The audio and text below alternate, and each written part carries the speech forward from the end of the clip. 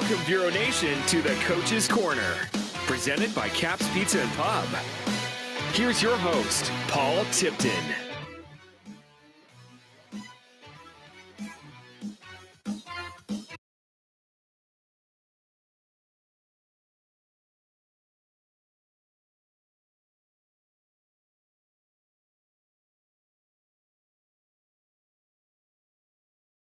So, Coach, unfortunately, we got to discuss the ball game. I'm not sure, it's probably not your favorite topic this week, but let's break it down a little bit. You got 59 plays in. That's a lot of plays for our offense, and you got 374 yards. 7 possessions in the first half. Quite a bit in the first half. Yeah, unfortunately, they didn't, result in points, and that could be one of the things that we talk about. If you look at a loss where you come up short, in a 2-point game, and as I told our players on Monday morning or Monday afternoon, is that there's probably 20 plus individual plays in all 3 phases. That if that one result would be different than this end result out here, could have, should have, would have, all that kind of stuff been different. And so, but yeah, I mean, when you just think of, opportunities, the first 2 offensive drives, 4th and 1, we don't convert on the opening drive, after getting a couple first downs. And I don't know, I've never met a 4th and 1 that I didn't like, and so we don't convert on that. And, when you go back and you watch things and you see, a massive hole there and it just doesn't happen for whatever reason. And then, the second offensive possession, we drive down and get in the red zone and don't convert it, unfortunately get a drop there on 4th down. And there are a lot of things that happen, on drives where they don't end favorable. But football, high school football especially, is a game of momentum. And if you just rewind to the previous week where, on the opening kickoff where the 14 or 15 play drive results in a touchdown, the game gets lopsided, pretty quick. And so all that being said, I mean, there are lots of things to take from this game and a loss, if you fast forward all the way to the end of the game where, regardless of how that punt played out, we've worked the game to a 2-point game. There's 4 minutes and something left in the game. We hold them to a 3 and out and are getting the ball regardless. If the punt wasn't muffed, if the snap wasn't bad, if whatever, we're getting the ball back, which should be in good field position. You fast forward from the 7 possessions in the first half, we get 4 in the second half and score on 3 of them. And, the other was another turnover on downs. But so they had a hard time stopping us in the second half. So all that being said, the game, there's a lot of things that happen. And if you win that game, maybe those things aren't magnified. Maybe we're sitting here talking about, what great coaches we are and what great players we are and all those kinds of things. Instead, we got to look at it as, we didn't get it done.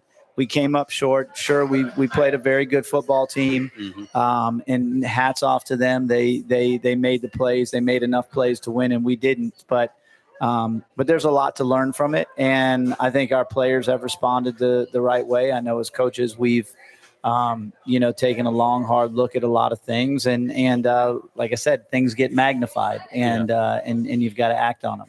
After those first 2 drives, you stall out on a turnover on downs. Was anybody getting frustrated? What was the sideline atmosphere like after those first 2 drives? No, I don't think there was anything frustrating. I mean, I think we're playing a very good defensive football team. We talked about it in the preview. They returned 11 starters on defense. You don't really hear of that in high school football. Right. Returning 11 starters, and all the whatever stars guys and all that kind of stuff. And all that being said, I mean, you talked about the stats in the opener. I thought we had good offensive success. It just, the only statistic that matters is winning, and we didn't win the game, so it doesn't matter what the stats show or say.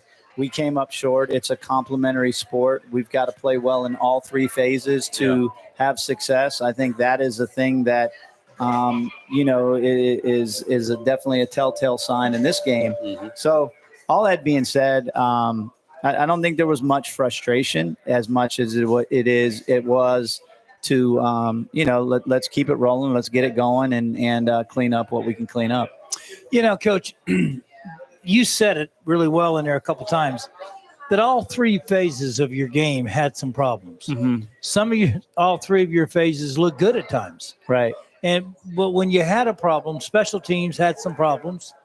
Then your offense had, like you said, fourth down. There wasn't a lot of movement on the run at times. The back got stuffed up, or maybe he didn't take the right cut or the right angle on that. Or then you had on the offense, you had some drop balls. You had some passes that were that. And then you had the defense, again, missed tackles, some misplays, not respecting the athleticism maybe on another player. And I wasn't sure about some of the coverages that just broke down or something. But that's all part of a game. And you guys, the second half of that game, though, you took all what happened at you at the first half of the game. You guys made some fantastic adjustments at halftime.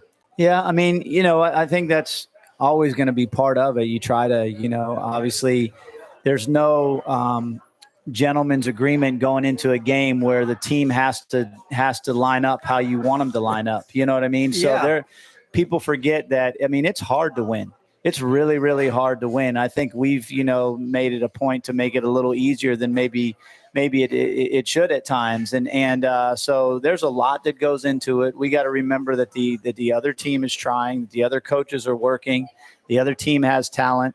But yeah, I mean, so we're going to work and those adjustments were made, I think, in all three phases. Sometimes they work out, sometimes they don't.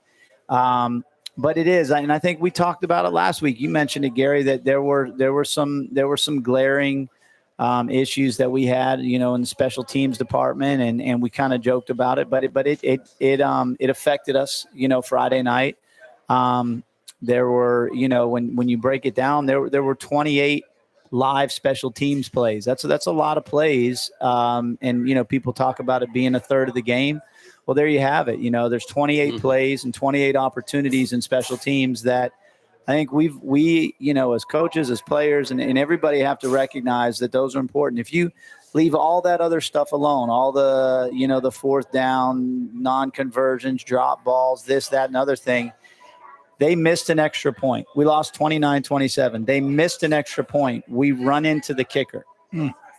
So they're minus. So they get it. They go for two. We have a defensive pass interference. Now they got the nose of the ball on the goal line. They hand it to a defensive lineman, and we throw them across the goal line for a two-point play. So instead of missing an extra point, missed an extra point, they get two. Yeah. So they went from nothing to a +2, and then we go for a 2-point play, and we drop one, and don't convert. And so the game is a 2-point difference, and you can look at it just right there in those those couple situations. So there's a lot that goes into it, and it's never been one play or one player that's ever won or lost a game. But there's a lot of situations that come up that you got to look at. We got to look at as coaches. We take full responsibility and just get better and make it better. And I think that. Like I said, I think, here we sit on a Tuesday evening, Monday, and we've had, really good response Monday and Tuesday from our players, from our coaches.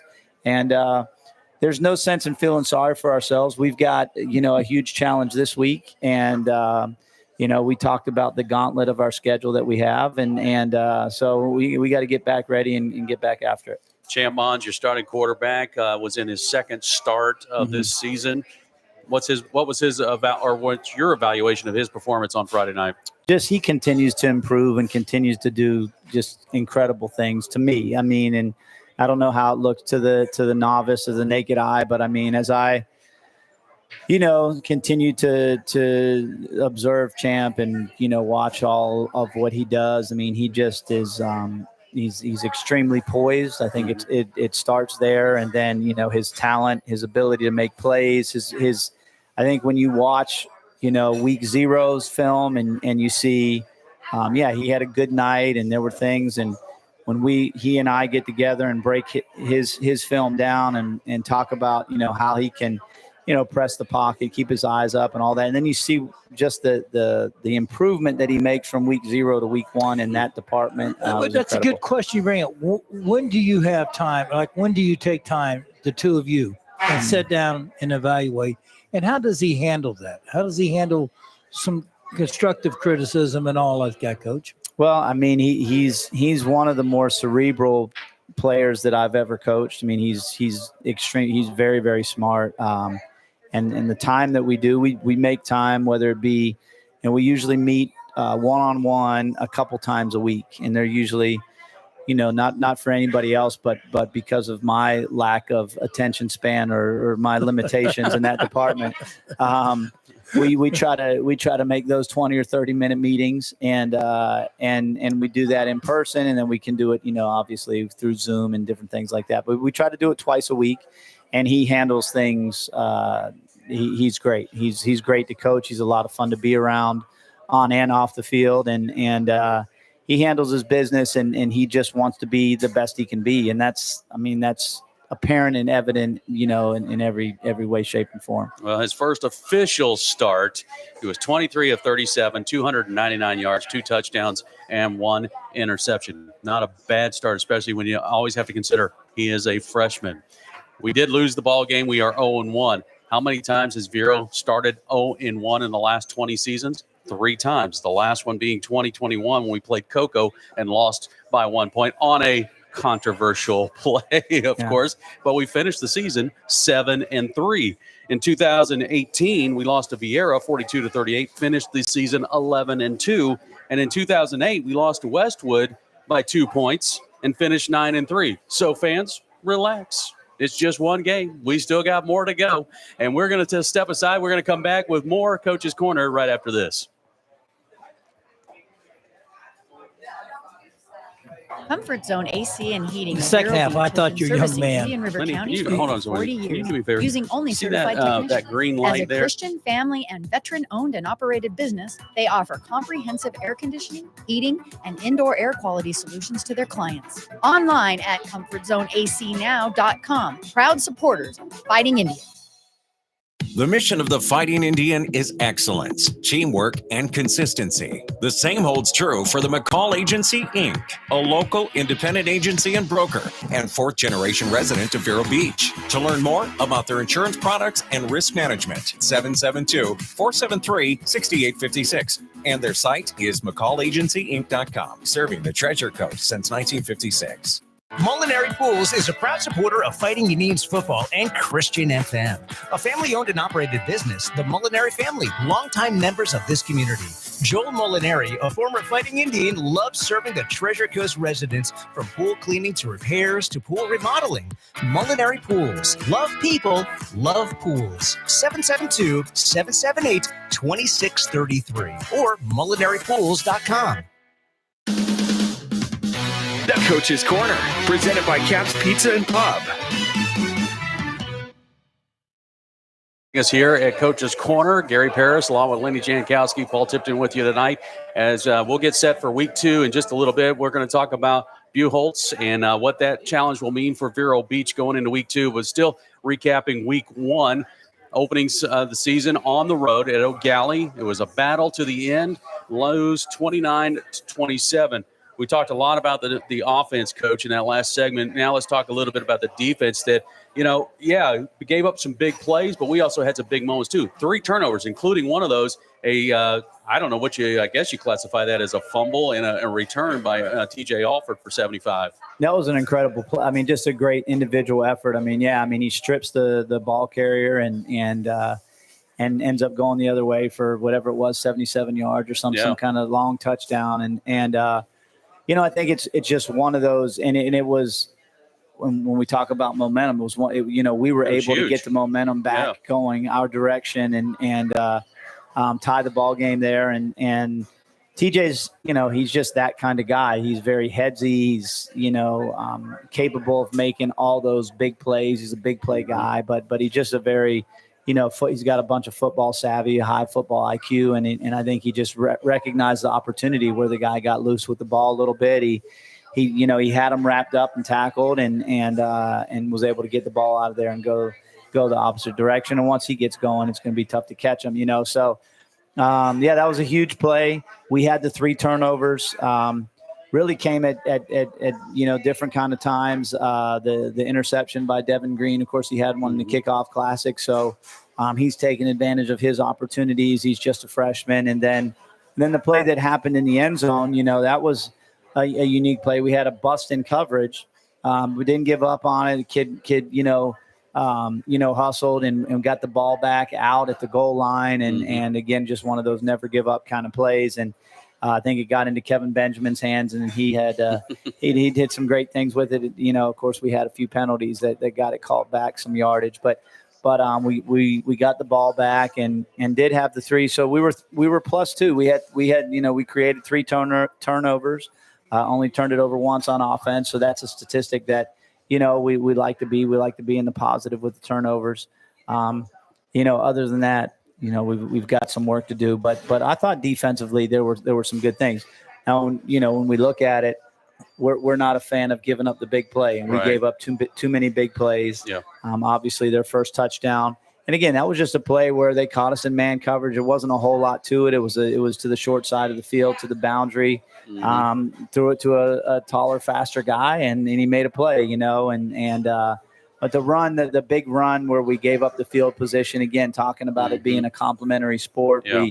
We don't cover well on the kickoff team, give them field position inside our 50. And on the second play, the guy breaks a 38-yarder and, with a couple missed tackles. So those kinds of things. It was one of these, you guys were in the booth, doing the playing the seesaw game, but it was a lot of back and forth. The good thing I saw was that the momentum. They had taken possession of opening the second half. They had the ball, and they were moving down. Right. I mean, they were down, and then when Alford makes that great play there, a defensive play where the stop, strips, and goes, it kind of took the wind out of their sail a little bit on that play too, because Bureau comes back, and now it's a close game. It's a game that all of a sudden, if they'd gone down and scored, then that would have been a 2-score lead against us at that time. And I believe that. Am I correct? Well, I think TJ's play was in the first half. The strip, was it stripped? Right, okay, I'm sorry. But we did get a stop. Yeah. And I'm thinking it was the first series of the second half. Right. That's how long ago that game was to me. Yeah. It's good that we keep it back there. Coach, you talked about one of those plays about the penalties. Of course, look, there was the infamous punt situation that happened. There's a lot of varying theories and thought processes about what the rules are, what they are not. Can you help us clarify that? I mean, what is the actual, in high school football in the state of Florida, what is the rules regarding a punt? Yeah, so I don't know that everybody wants to relive that situation, but the what happened there is we I'll play us through it. We go down and score with 5 minutes left in the game, make it a 29-27 game. There's a situation where they get a 15-yard penalty. We end up being able to kick the ball from the 45 going in, and give them a touchback. So we kick it out of the end zone. So they're starting with, I think for the first time all night, other than when we turned it over on downs in the red zone, they're starting from the first time all night on offense in their own territory. Right. Other than that, they had great field position. Yep. So they're backed up. We hold them to a 3-and-out. Now there's 4 minutes left in the game. They go to punt. The punt takes a couple bounces on its way back to the punter, and so he picks it up. Now it happens to be one of their best players, their 4 or 5-star, receiver DB, number 11. And, when he picks the snap up that's rolling back to him, by that time we're able to get there, and we have a kid that Brian Carter's right there. That whacks him, and it's amazing that he doesn't go down. He somehow slips out of the tackle and becomes, in everybody's, best judgment, a runner at that point. He's running, he's escaping, the situation. We have another kid that's approaching pretty quick, and as he sees the kid coming, he, I don't know, does some kind of Houdini move, and tries to drop the ball on his foot and tries to punt it, and it goes. I think it hits his foot somehow. May have bounced off our guy or whatever and goes sideways. Right. And, it appears as if we scram. It's like a scrum for the ball, and it's, a bunch of crazy stuff happening, and the ball goes out at about the 10-yard line. So, there's some discussion with, myself and the officials, and what the official says, first down, Vero, 10-yard line, whatever, going in. And like I said, 4 minutes left in the game. And then there's more of a discussion, and they say that, and the term is reestablishing yourself as the punter. Mm-hmm. So the white hat, the head referee comes in and says, I got a penalty. It's roughing. I don't like the rule, but he reestablished himself as the punter. Well, and I obviously after that, you look into it, and, every situation is unique. When you think you've seen it all, there's something different that happens. And in talking to officials, I mean, it's difficult on their part, on their side of things. And we shouldn't leave it in that, from my standpoint, from a coaching standpoint, you shouldn't leave it up to that. Right. As we talk about, especially being on the road, you got to win in convincing fashion and all that. But as far as it pertains to that, in talking and discussing things with different officials, there needs to be some leniency towards the defensive team in that situation, because you can't expect a defense. Leave us out of this, right? I've got to be biased because I'm at Vero. You guys have Vero shirts on. I have a Vero shirt on. We're talking about Vero, so I would have to be biased. But keep the bias out of it. The defensive team has to be able to know how to defend it. So the guy has taken off running. He's been clocked at a national combine, is running a 4.440. Mm-hmm. So you've got to be able to tackle this guy somehow, some way when he's running with the ball. How can you possibly talk and discuss about not, as he takes off running? So the whole reestablishing himself as a punter, I guess is an objective, kind of thing.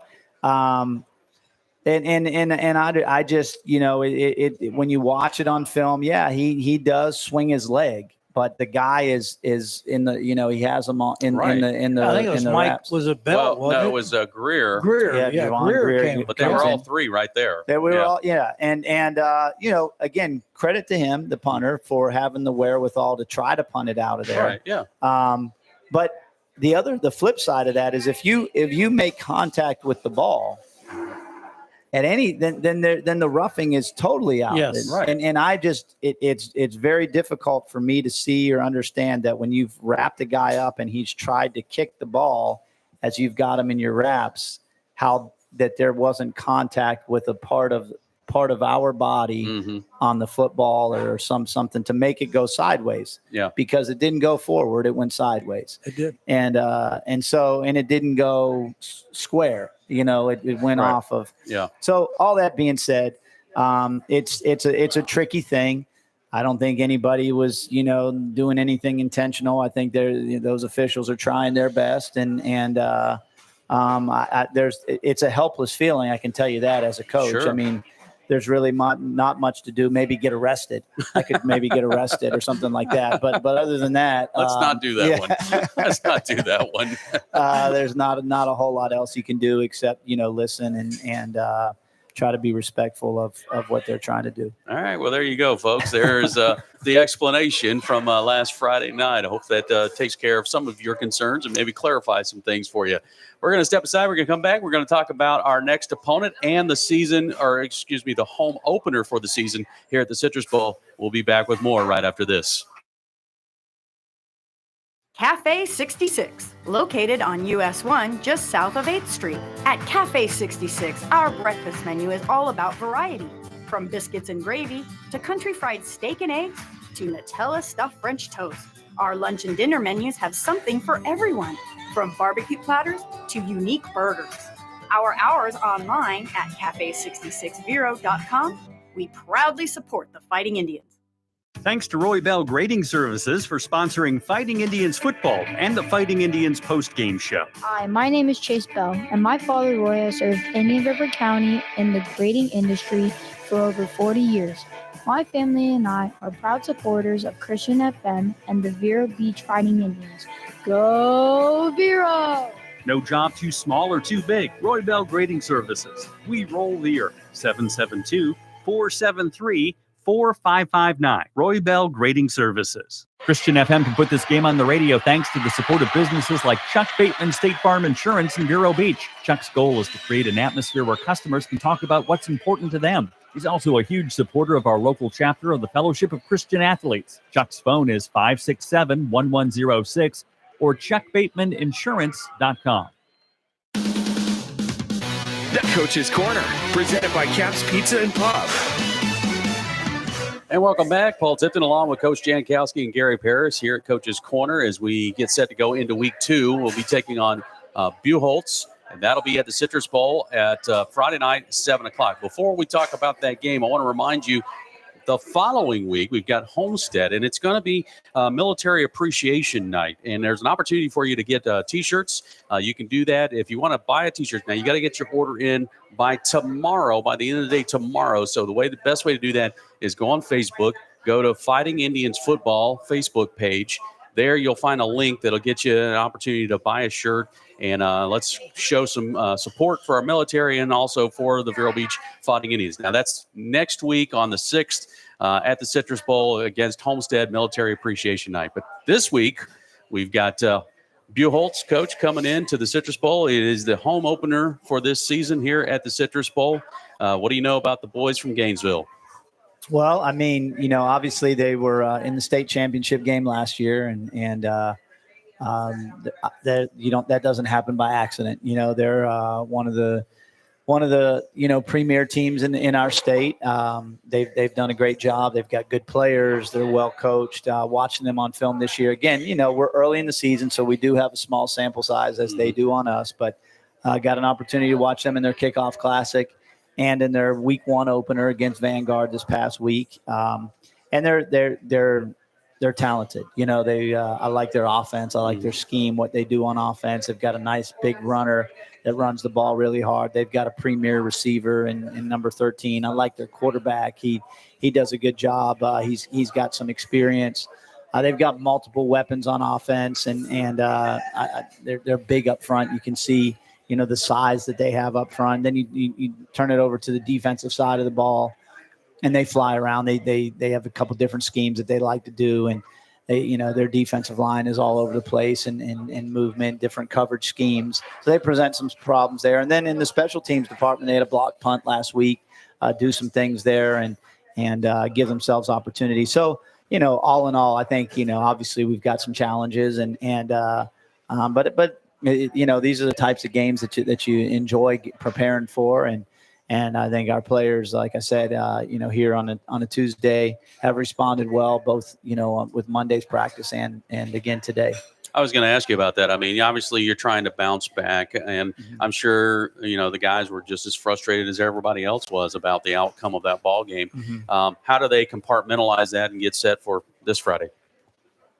I think players are resilient. I think they bounce back and, they're making highlights from the game, before they're back on the bus already, for crying out loud, and meanwhile, I'm kicking my dog and not talking to my family for the weekend, and so, I mean, players are resilient. I think more than anything, we sometimes as adults need to look at them and their ability to bounce back. And, so I think they're fine. They're I think that, like I said, when we talked in the opener, there are individual situations, whether it be details, assignments, that get magnified when you come up short, when there's disappointment. And when you can learn things after a win, but for whatever reason, whatever that psyche is, whatever that the mental side of it is, it doesn't have the oomph that it does when you come up in disappointment or in loss. And so I think that's the that's the driving force here at this point is to, let's improve, let's get better, let's enjoy what we do. I mean, we work pretty hard at it. We might as well enjoy being at practice, and when you're, when you like what you're doing and you're having fun as you're doing it, I think that you make bigger improvements. And so we talk about playing the next play all the time. Within a game, we might as well play the next game and do that as well. So that's kind of where we're at. I believe our season tickets now closed off. Or is it just an individual game now? Yeah, I mean, if somebody was really excited about getting a season ticket, I mean, we could probably work it out. We've got a miracle worker and our booster club president. She can probably figure something out and get all that stuff done. But, once we get closer to Friday night, it's going to be more and more difficult to get a season ticket, and it'll all be individual tickets. All right. Well, before you say goodbye, the coach you're going up against on Friday night. That's your boy, right? Yeah, I broadcasted when he was at UCF. Kid caught over 100 passes. He was about almost 19 yards a catch. Fantastic attitude, a workaholic out there on the field. He was one of those kids that they said that he would come to practice. That's Mark Whittemore. And Mark would be the first and the last to leave. He's dedicated. He's got a son, Trent, is playing now at UCF right now up there. So I always watch when I see how he's doing and I follow him, and he's just another one like you, one of these coaches that commits and is dedicated and studies the game and knows the game. And I think you two are going to have. Do you know Mark? Well, we've just obviously been communicating this week through film trade and all that, but I've heard nothing but great things. Of course, he was out for a couple years. Yeah. And now he's back, and this is his first year back. And I think their head coach last year had stayed on as the D coordinator. So, but I have talked to several people that they don't get as red faced and smiley as you do when they talk about him. But well, that's because I was. I love it. But they do speak real highly of him. I like sure. that. That's good. Tune in next week to see how much red face is on Gary. Oh, by the way, I think there's a PETA representative here to talk to you about kicking your dog. So we'll talk to you later about that. All right, folks, we got a game coming up this week, Friday night at the Citrus Bowl. Kickoff time is at 7 o'clock. Make sure to get your tickets and join us live at the Citrus Bowl. Our pregame coverage will begin at 6 p.m. with countdown to kickoff. For Coach Paris and Coach Jankowski, I'm Paul Tipton. Thank you. Good night. And as always, go Indians.